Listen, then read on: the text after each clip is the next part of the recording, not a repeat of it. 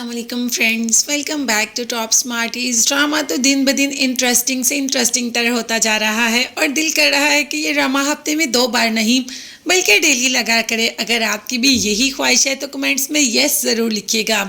तो बात करते हैं आने वाली स्टोरी के बारे में। अंसा के नाम घर हो गया तो बस वो तो इतराती फिर रही है।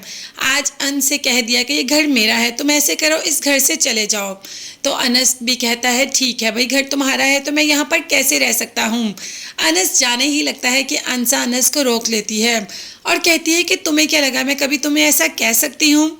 तो अनस ने कहा कि अच्छा तुम्हें क्या लगा कि मैं वाकई ही जा रहा हूँ, जैसे तुम मजाक कर रही थी मैं भी मजाक कर रहा हूँ।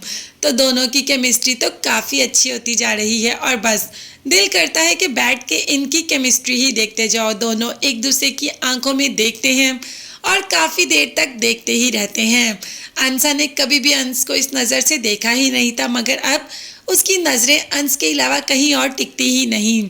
अंश जिसने कि अपनी ज़िंदगी में बहुत बुरा वक्त देखा, मगर अब अंसा उसकी ज़िंदगी में आ गई है किसी शेल्टर की तरह, उस पर साया बन के। अमूमन शौहर साया बनते हैं, मगर यहाँ पर बीवी ऐसी है कि ताया ताई के सामने अंश के लिए खड़ी हो जाती है।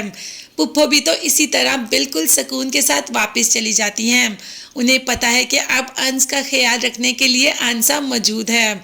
दूसरी तरफ ताई को तो हजम नहीं होता अंसा किचन में भी आए, इसीलिए उसे अच्छी खासी बातें सुना देती है। उसे लगता है कि जैसे वो अंश को दबा कर रखती थी वैसे अंसा को भी दबा कर रख सकती है, मगर ऐसा बिल्कुल भी नहीं।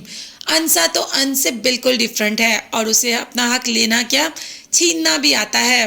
ताया जान ने तो कह दिया कि इसको फिर भी अपने कंट्रोल में ही रखो, इस पर अपना गुस्सा बनाए रखना और इसको ज़्यादा ऊंचा मत करने देना, इसको अंश की तरह दबा कर रखना।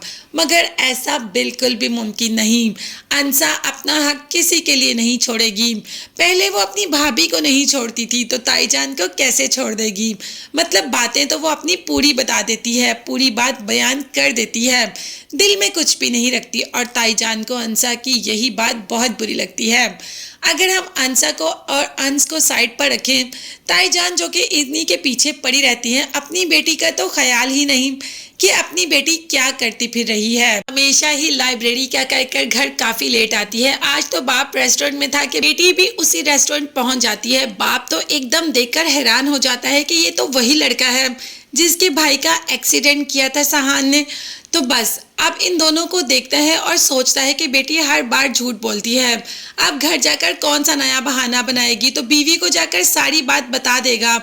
और देखते हैं कि अपनी बेटी पर कैसी पाबंदियां लगाता है या यहाँ पर रिश्ते के लिए तैयार ही हो जाएगा।